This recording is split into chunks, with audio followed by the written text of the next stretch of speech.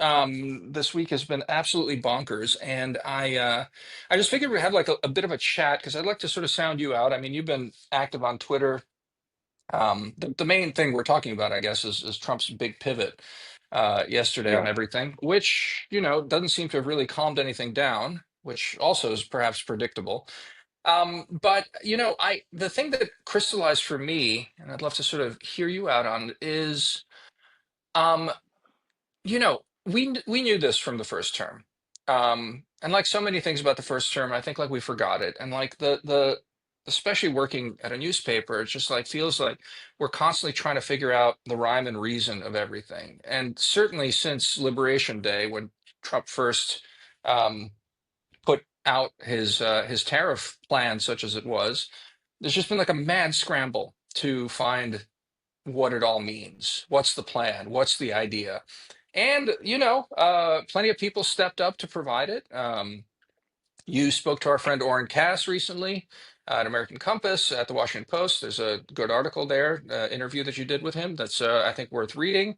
A bunch of Trump officials stepped up to try and come up with rationale. And, throughout all of it, it never really all added up to a full picture, but at least there's an idea that, maybe all the pieces, all the people thinking about it didn't have all the pieces lined up just right, but that there was something bigger. And then, on Wednesday, I think Trump's trade representative Jameson Greer is testifying in front of Congress, Hmm. like for like 2 hours, not once mentioning that there was going to be a pivot. And then, like towards the end of it, I think Trump just pivoted in the middle of his testimony. Oh, I Literally, didn't his realize it was. Yeah. Okay. or maybe Wow. maybe it wasn't even in the middle of the testimony, but in any case, like maybe the testimony just finished right away. But in any case, the point is, the people in the administration that would know that there was a plan around any of this didn't. And Trump's even sort of bragging the extent to which some of these decisions about how the tariffs are going to be applied and exemptions and things like that are going to be intuitively decided by presumably him. And you just get to this sort of it just really dawned on me yesterday. Again, something I knew from the first term, something that I think I've been saying to myself, internally. Uh, there is no plan. It's literally one guy deciding things um, on a whim, and all the flunkies underneath. And by flunkies, I mean cabinet officials and their flunkies. I mean the entire administration. They're all just adapting to whatever like thing comes out from up top. And I mean, so there's just like two things I want to pose to you, and I think we can like talk about both of them. But one is, why are we so tempted to try and find rhyme and reason in all of this? Like people like me and you, all of our colleagues, basically the scribbler intellectual class. We just can't. We're always looking for rhyme and reason. And the other one is actually even more in your wheelhouse. And this is something, I mean, both of us, and me especially, it's like talking about authoritarianism and all the rest of it. It's such a spooky word, and I think it can overstate all sorts of things.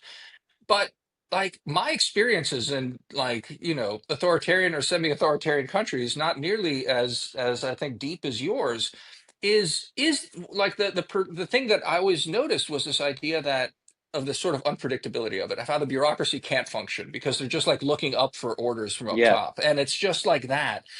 And I just like, that just kind of uh occurred to me that this is like the clearest tell that we're in something like that. Doesn't mean we're not a democracy, doesn't mean we're not free, doesn't mean it's a police state or anything like that. But we've got a government that's just being run not just top down, but like one man out, it feels like to me at this point. So I don't know, just throwing those two Yeah. Yeah. thoughts out there for you. I don't know. What do you think? How, Well, how are you first, processing all of this? well, first of all, I think in authoritarian regimes there is a kind of rhyme and reason. Everything is about self-preservation and survival. So that could still lead to a kind of arbitrariness and an unpredictability, but at least it's an unpredictability governed by a certain theory of the case. Mm, That there is one person, there's only supposed to be one person. That one person, everyone agrees, is the only one that ultimately matters. And he will do whatever he sees fit to survive and preserve his position of dominance and power domestically and regionally. Yeah. So, and that's why I think there's a kind of predictability to unpredictability in authoritarian regimes. People are sort of resigned to that reality, and they're like, okay, we're at the whim of a leader who has like dreams of like, I mean, Sisi was known for having these portentous dreams about his his place in history, and there's a megalomania that I think is part and parcel of this. And maybe in that sense Trump is similar to authoritarian leaders like that, in the sense that he's concerned about his place in history as he sees it. But that is a Mm. kind of logic. It seems clear to me that Trump in his second term wants to leave a legacy. He wants to be, and we talked about this last time we did a live video, that Trump wants to be remembered as the greatest president of the post-war period. In his mind, the greatest president in American history, but that's not plausible to me, but it is plausible to me that he could be remembered as not the greatest president, but the most consequential president of the post war era. Yeah. So he's doing what is necessary to cement that legacy. So I see tariffs, in that sense, tariffs do make sense because he would be remembered as the person who rebalances trade, who restructures the entire international financial system. So is that whimsical in its own way? Sure, but I get why he wants to do something of this nature. Yeah. It becomes whimsical when you look at the specifics of it, the reversals, the parries in one direction or another, and how it changes by the hour or by the day. But the overall structure of wanting to pursue tariffs, that seems to me to be governed by a coherent set of impulses that have been there for the last 40 years in Trump's own mind, that he sees trade deficits as unacceptable. And he has a very kind of minoritarian view of economics where he wants to reduce trade deficits. Yeah. Look, I mean, nothing I disagree with there, but again, maybe just to the question of the top down thing, and you said people get used to it. I think our we're not used to it, and I mean by we, I don't even mean me and you and our people. I mean like people in government aren't used to it. Like even people around Trump aren't, I think, used to operating this way exactly. So what I see happening in any case is just like a bunch of improvisation, and it's pretty bad. That is to say, Liberation Day, like tariff plan, surprised even I think supporters in how slapdash it was. That like kooky formula. Again, we talked about this last week a little bit, but like you know, it's just how it was all seems to have been thrown together and thrown together by a team that knew this date was coming, but like didn't know. Felt like it didn't know what it was, how it was going to do it. I Mm, don't know. Maybe it was like lack of coordination or whatever. Anyway, it lands. It lands like I don't know, what is it? Like a turd in the punch bowl, a lead balloon. I don't know what the yeah. expression is, whatever. But like, it lands and chaos ensues. And then whatever mark he meant to leave, I'm not sure it's this one that's developing right now. Look, the part that as a non-economist I'm loath to speculate into, but it's definitely in the air right now, is whether in these missteps and these sort of ongoing missteps that are with the tariffs, and then like like slapping more tariffs on China and the rest of this, and the haphazardness of it, and the sort of the the poor way it's been executed, whether that has sent a signal to a bunch of people around the world that we are no longer uh, reliable enough to be a safe store of value in the global economy. So that, there's a lot of talk about de-dollarization, flight from, the United States and all its assets. Obviously, that can't happen too profoundly because we're such a huge market, and, our credit markets are so deep, and like there's not really an alternative out there. But that something really has been sort of shattered, and that it's a direct product of this kind of top-down authoritarian stupidity, basically. That is to say, just incompetence. That there's something we're extra incompetent because we're not acclimated to operating this way. And so the errors are even more unforced than they would be in a much more better functioning authoritarian system. I may maybe put it that way. Yeah, but here's the thing. I mean, our reliability wasn't always necessarily a good thing. The fact that people could just assume that they would get certain things out of us and that we would be consistent, and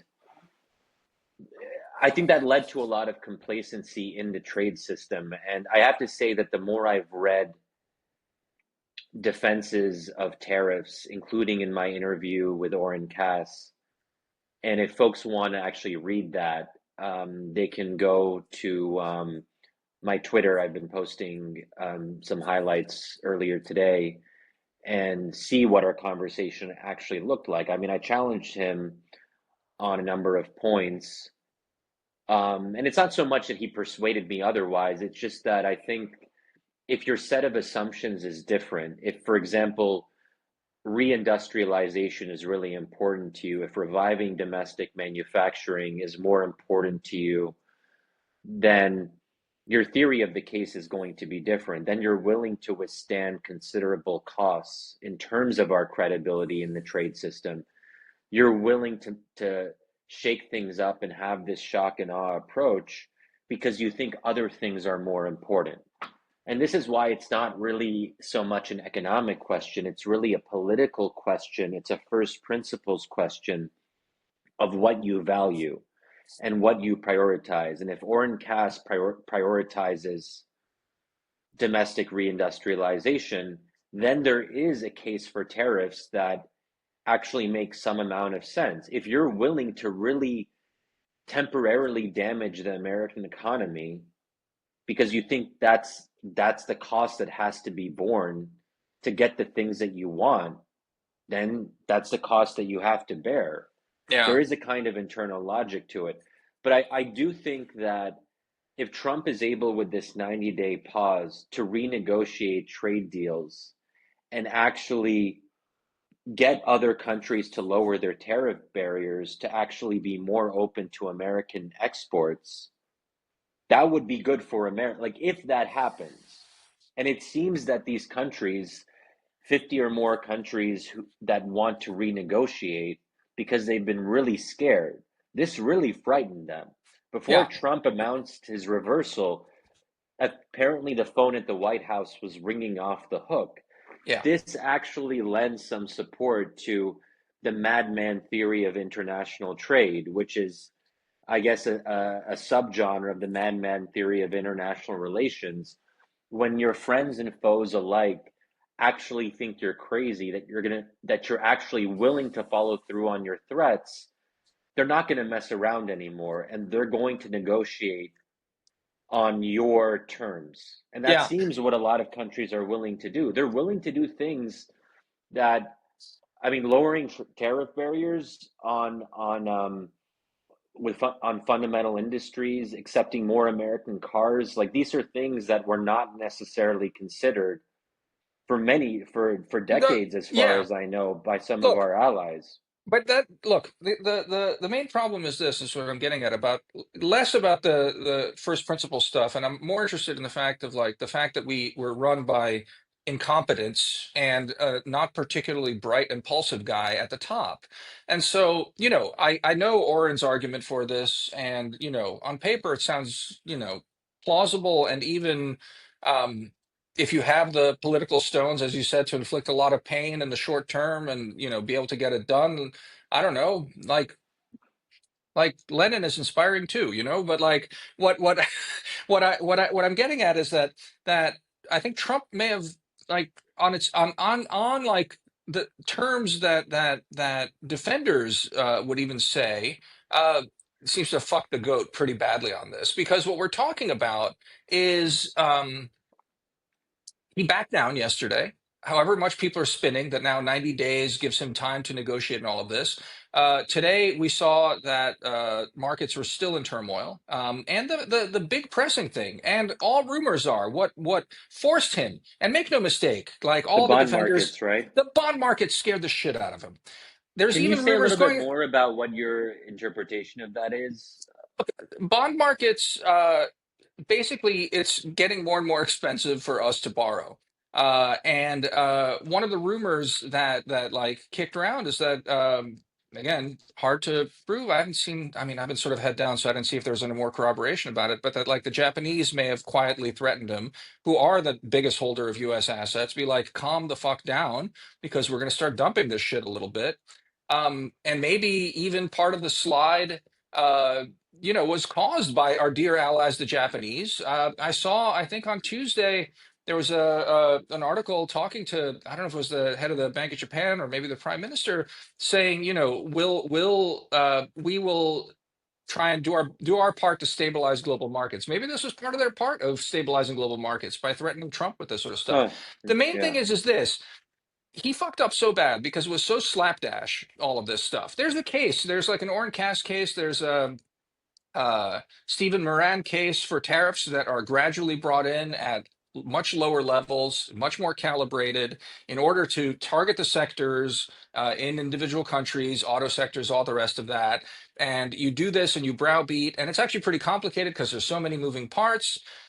No, but they went for shock and awe, and they shocked and awe so bad that even when Trump, spooked by bond prices and yields going up, and um, backs down. That was not a strategic pause. That was backing down, scared.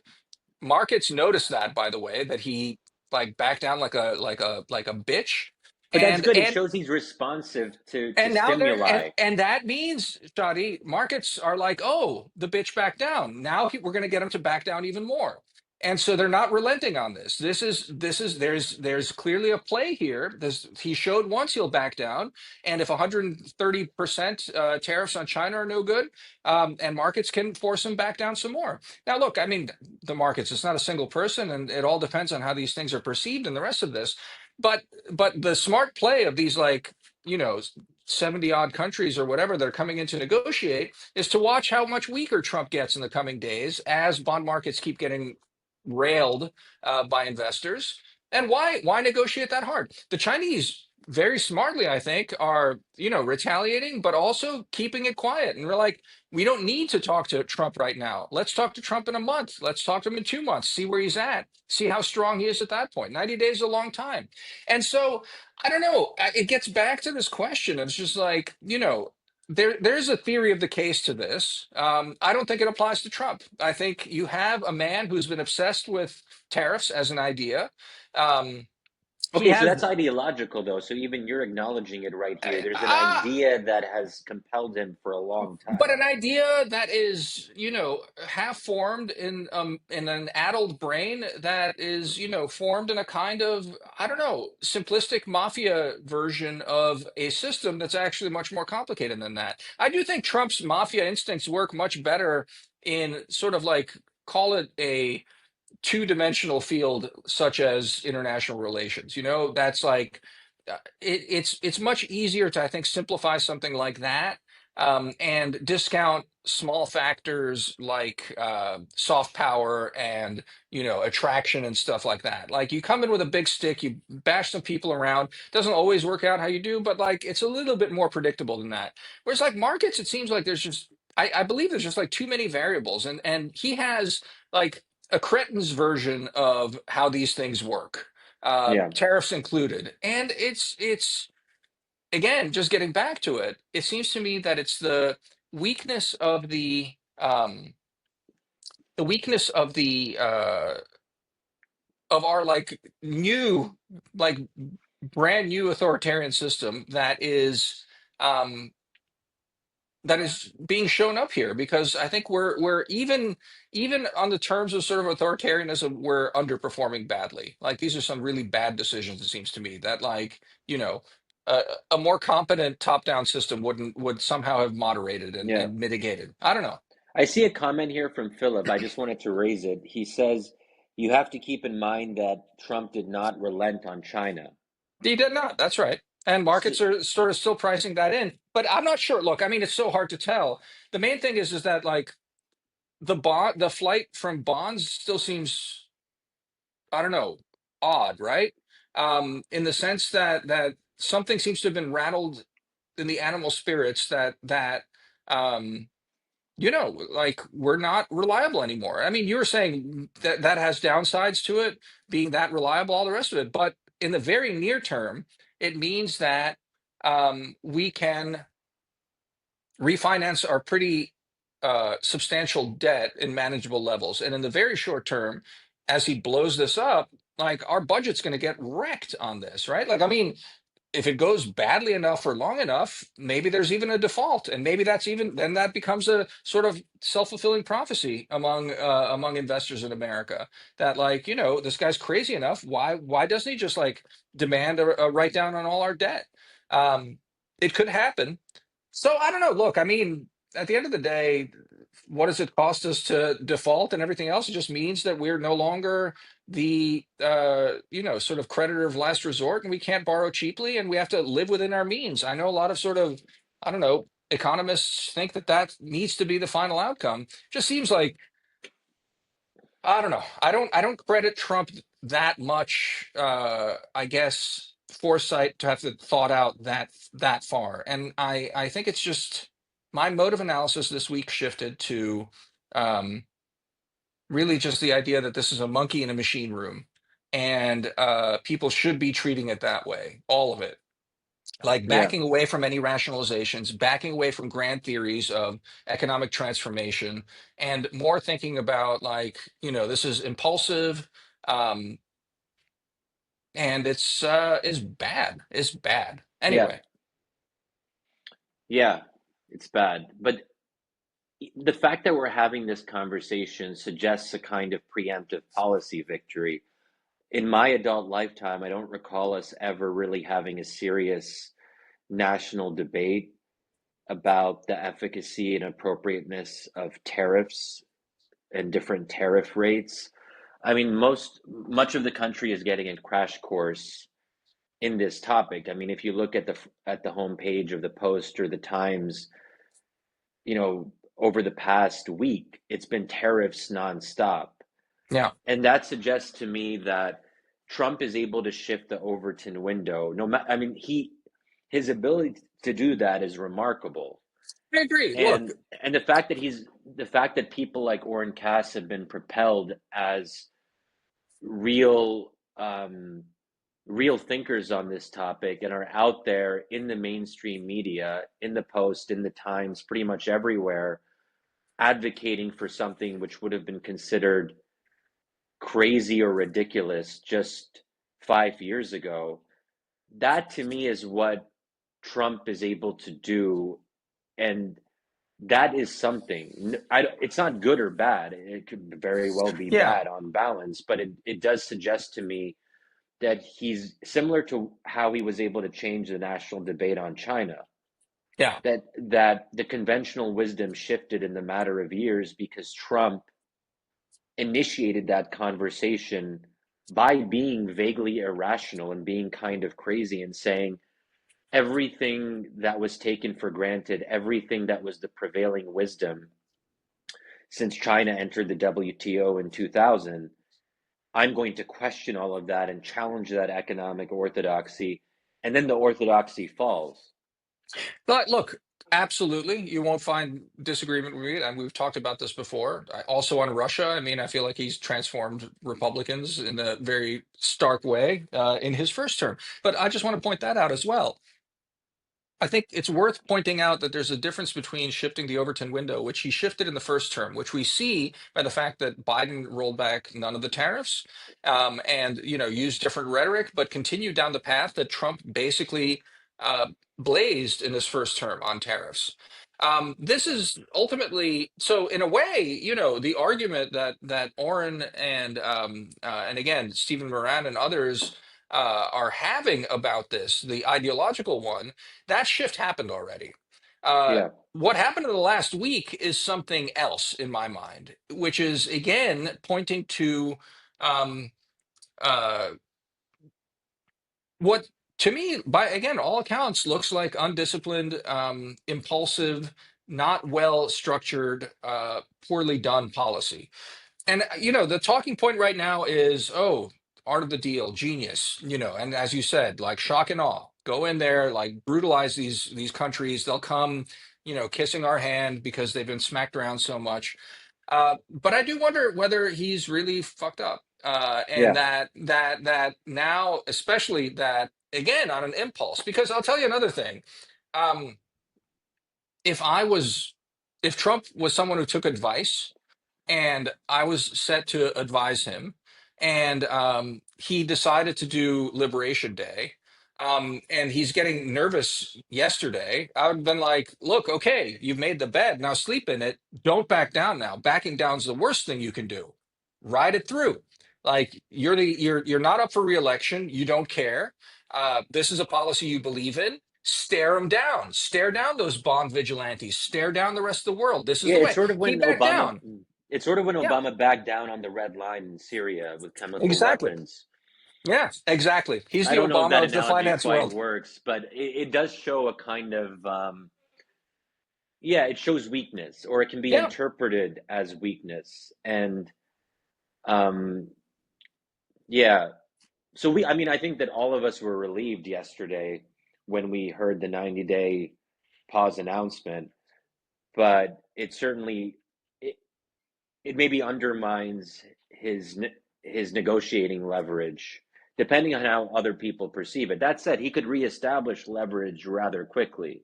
He If he, could, he could, but again, it seems he's already shown leg on the fact that he can be deterred by bond vigilantes, is what it comes down to. Um, I think, like in all of these sort of confidence games and all these confidence games with economics, right? Is you have to show that you can withstand all sorts of pain, that you can outlast the other side is really what it comes down to. And he's shown the limits of this pain. So to overcome these limits, he's going to have to like show double the endurance the next time around in order to deter people. Because once you've given some data into the system, like this is the pain threshold, and he's also, like even on China, he said, this is enough. We're not going to be able to do more than this. He's shown limits already. I don't know, like master negotiator, these are things you shouldn't do. Like if you're going to be the madman and the mystery person, never back down. Like bludgeon until the end and get at it. I mean, the other rumors that were going around is that, he wanted to, under pressure of all of this, gather a bunch of countries, a bunch of these supplicants at Mar-a-Lago and have like the Mar-a-Lago Accords, sort of like the yeah, Plaza Accords and sort of do something like that. Now he seems to be going bilateral with everyone, so that seems to have been shelved, largely, I think, under the pressure of bond markets and things like that. I don't know, just it seems like a mess up, and like, much respect to all of our friends, our thinking friends, who have a theory of the case of tariffs, and I think in private would say I would have done this very differently than Donald Trump is doing it right now. I think it just shows the fact that we're in the hands of an impulsive, shallow, vain, yeah. mafioso, and so I don't think it's really worth thinking about these ideas very much. Is really what it comes down And to. A that's why part I of like, feel, yeah, yeah. to your point, Amir, I think that's why I sort of feel bad for some of our friends who are defending tariffs, like Oren Cass, that they're on the hook intellectually for a policy that they would have done quite differently. And now they have to be in the public arena, basically being associated with Trump, even though they have just, sometimes quite significant disagreements on how any tariff policy should be implemented. And I'm just trying to think, like, if I was put in that position of feeling that I was sort of tied, like that my fortunes and Trump's fortunes were sort of tied. Yeah. And that's probably not a very comfortable place to be in as an intellectual or an analyst. Yeah, I mean, I think like I just talking to any number of people that served in the first administration, I that was like the big thing I learned about it was that, it's so top down. You're always looking at what's coming out of the White House to just have to adjust on a dime to try and sort of, I don't know. And so if you have some commitments, and you want to, run your own policy, at least in the first term, you would then try and reconcile that and like fight these rearguard battles. In this administration, there is much less of that. There are no rearguard battles to be fought because it's all loyalists. They put loyalists at various levels to check this sort of stuff. Um, it's so I think if you're in there and you're a thinking person, you have an agenda that you want to do, I think you have even less wiggle room to try and make a difference. So you're just basically completely at the whim of this guy up top who's doing crazy stuff. Um, Yeah, so and if yeah, you I don't look know. at how some of Trump's senior advisors, I mean, you mentioned this earlier with the U.S. Trade Representative Jameson Greer. They're kind of what's the saying? They're kind of caught with their Pants down. yeah, they're caught with their pants down because here they are doing the rounds, and this is the same thing with Stephen Myron the other day when he gave that talk at Hudson, which I thought was actually pretty compelling. I mean, both of us were watching it live, and he's trying to give an intellectual veneer to what is, as you're saying, a very non-intellectual policy, a policy that is about whim and instinct. And I guess that's what courtiers have done throughout history, That's that right. they attach themselves to a whimsical despot and then they try to give it some kind of intellectual coherence after the fact. I don't These know. So post ex not even a whimsical despot. Any despot you attach yourself to, and then define as whimsy. But I don't know if they have to be whimsical. They can be. I don't know. but at some level all despots are whimsical because Yeah. they're very much impulsive. Maybe there are some exceptions to the rule like Lee Kuan Yew in Singapore, but otherwise I don't think you have a lot of examples historically of consistent, coherent despots who are. I mean, even if you look at the Chinese President Xi Jinping, he did very drastic reversals on COVID in a way that was extremely damaging to the Chinese economy, and he seems like he's someone who holds grudges, who wants to punish his opponents, who isn't. He's not acting in the best interests of the country because I don't think despots are capable of acting in the best interests of the country. The Chinese are Um, pretty technocratic, though. I mean, especially on these sorts of matters. He's not running it as a personal fiefdom in that sense. Like, I mean, they do try and figure out things. I don't think the Chinese system would ever have done something as patently stupid as what we've seen the But last, they have done things as patently stupid. I mean, zero COVID was precisely that. I don't know. I'm into zero COVID. I love it. Really? Lock the people up. Hey, Anyway. yeah. I miss it. Yeah. I miss COVID. I've said this before. But yeah, look, I don't know. I think that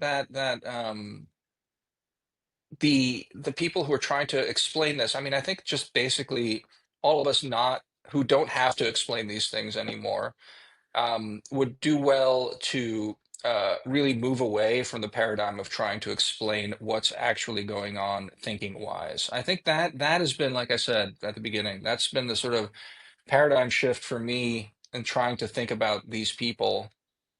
I think, it's worth trying to keep track of the different pieces in various foreign policy things, like where's the negotiations with Russia, where are they headed, what's going on with this Iran stuff, what's happening in Syria, Yeah. when negotiations with China happen, like what are the moving pieces and all of that.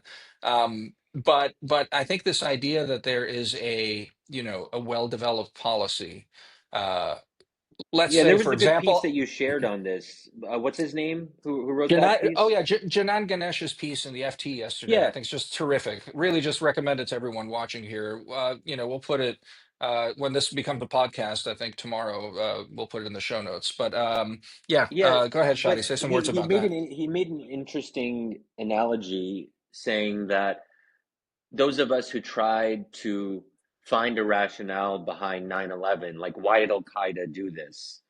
He's criticizing this view. He's like, sometimes groups or individuals are irrational, and we just have to accept that and not try to read into their decisions too much. I actually think the Al Qaeda example is not a good one because I do think that there was a method to the madness in the case of Al Qaeda. Now, that's a whole different conversation on its own, but Yeah, one could argue that Al Qaeda did have a number of at least short to medium term wins. I mean, they were able to drag the US into a quagmire and basically mess up US foreign policy for 2 decades. Maybe that wasn't entirely their objective and they wouldn't have anticipated that. But they're I mean, even terrorists do things for a reason. Yeah. No, I And think I mean, we all do things for reasons. Now, they might be inscrutable to others, and they might not seem internally coherent to others who don't share the starting assumptions of the case. But that doesn't mean they're just waking up one morning and being like, oh, let's blow something up. There yeah. is and especially with something like 9/11 that actually required um, years of advanced planning. So I think No, we have I to be careful about this idea that, oh, some people you see this argument made oftentimes with in regards to Iran. Oh, the Iranians are just crazy. We shouldn't even try to understand why they're doing what they're doing.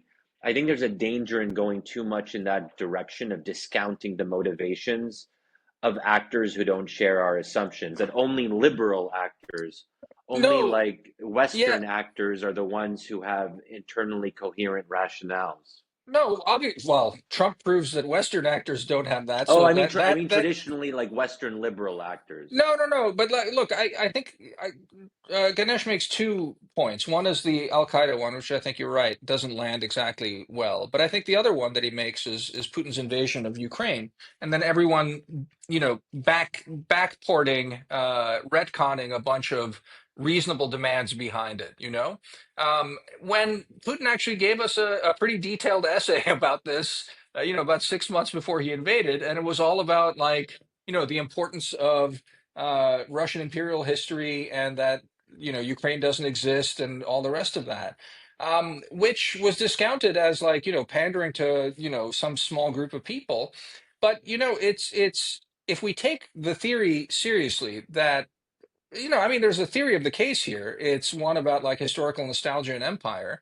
And take that seriously, then like, part of the negotiations for peace in Ukraine should like take that as an important element in calculating what can be Yeah, bought and sold on this. And we're not, I think, really doing that. We're still thinking that there's, a real reason why he did it, and we can placate that. We'll be better off. But so on Trump, though, the equivalent there is to say not that he is wholly irrational, it's that we should credit the fact and understand the fact that uh, he is not availing himself of deep thinking on this. And his individual decisions are very impulsive, and there's no check on them, yes, that the bureaucracy is not checking them. So I mean, we know that Trump loves tariffs. He hasn't stopped talking about it since like 1980, right? And so everyone's like, oh, we know what that. And then a bunch of intellectuals are like, and this is what it actually means to be for tariffs. And then you get these very complex models of how you can have this incredible outcome if you apply tariffs this way and that way. But what we lose sight of is that Trump doesn't talk to these people, doesn't like these people, doesn't read. And so if you're faced with a guy that makes decisions top down like this, um, you just have to keep in mind that like all of this overhang, this theoretical overhang, this well-developed new ideological framework for tariffs functioning do not apply to this guy. yeah. It's not to say that it's like impossible to know that he would have done something like this. In fact, it's quite possible, but I think it's just important not to over intellectualize it. That's, I guess, my main takeaway from this That's fair. because Yeah, I can get behind that. Yeah, in our yeah, last few minutes here, why don't we see if folks who are listening in and watching, if they want to offer up any questions or provocations or challenges, including, and at least particularly if you had a major disagreement with anything either of us said. I mean, would love to hear it. That's what we like to do at Wisdom of Crowds, yeah. is to challenge first principles and starting assumptions and all that sort of thing. So feel free to write in a little message, and we'll take a look at the bottom of our screens. In the meantime, I'll just remind everyone who is listening now to make sure to subscribe to Wisdom of Crowds if you haven't already. I think you can do that by um, with the button at the top of the screen, I think you can also follow Demir and I, but you can definitely subscribe to Wisdom of Crowds. So please do consider doing that. You can also find, we're not just a podcast, we're also a newsletter and a debate platform. You can find all of our work at wisdomofcrowds.live. So check us out, listen, read, watch, engage. We'd love to have you all, and we appreciate your support. So So that's Shadi, that. as we wait, and maybe there's no question, did you buy the dip? Did you listen to the president when he said now's Yeah, the time? I know I didn't. I didn't yesterday, but I did buy a little bit on the dip today because I Good, felt good. I feel like all of these. I felt like the movement today was kind of irrational. I mean, to see the Nasdaq falling, I think it was as much as like 6%, maybe even a little bit more than that. That to me is just a kind of irrational exuberance in the other direction. And I think there is an like not to I'm not here to give anyone financial advice, but when I see people acting irrationally, I'm like, okay, there's an opportunity to potentially seize here. You take advantage of other people's irrational activity in the market. And the only thing I'd say on that is, again, if the Overton window's shifted on tariffs so much, that means that his climb down, uh, you know, move the needle back towards sanity a little bit, but not really nearly enough. That most of these companies are really screwed because like the paradox of this is the other one, right? Is that if Trump rolled everything back within time, i.e., now or within the next week or so, the fundamentals haven't shifted, and actually, you'd have probably a bounce back and like an irrational bounce back in the on the upside. But if he does persist in this, like you know, especially if the standoff with China lasts for a very long time, this will have like bottom line effects on a lot of these companies. Smaller ones, weaker ones may go out of business. I'm not sure. Um, we're in sort of financial crisis territory if these exorbitant tariffs are just on China. But again, I'm not a specialist. I would never uh, give any advice on this sort of stuff. But I don't know. I'm not sure what's rational or not. The weird thing is, like I said, is that like if it was all rolled back tonight, or even like next week, it really is all so self-inflicted that, and the fundamentals were sound before, more or less, that you could go back to just normal, I'm and not things even could sure if I would continue. want that. Like part of me is simple. Like in an ideal world, we would just undo everything that's happened in the past couple of weeks. But I think in that case, like I think that once you start moving in a particular direction, you don't want a worst of both worlds situation. And I Right. think that at some level you have to follow through.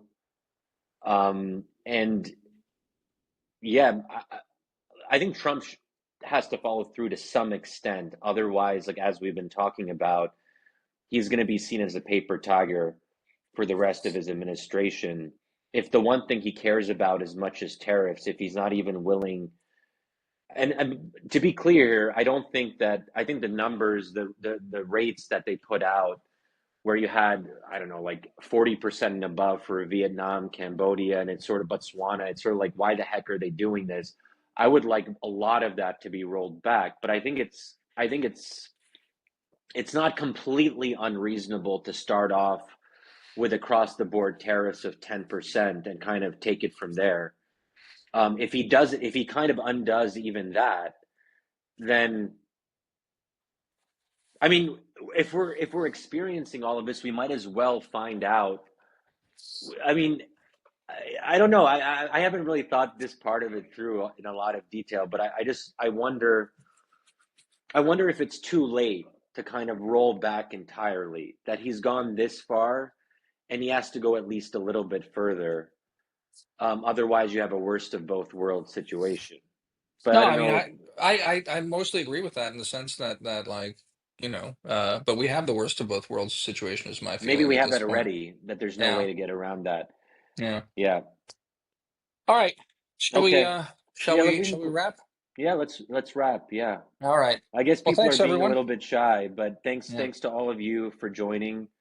Great to see some of your names, some old friends and all that. So Yeah. So we have some nice, okay, some comments there. Some good Okay. comments there. Some good Yeah. comments. So thanks all. Subscribe to Wisdom of Crowds. Follow both of us, Demir and I, on Substack. Um, yeah, all that. And this will come out as an episode pretty soon, probably tomorrow. Yeah, almost certainly Yeah, tomorrow. we'll work So on that. keep an eye out for that. And thanks to all of you. Thanks, Okay, see you, everyone. Demir. Later. Bye. Bye.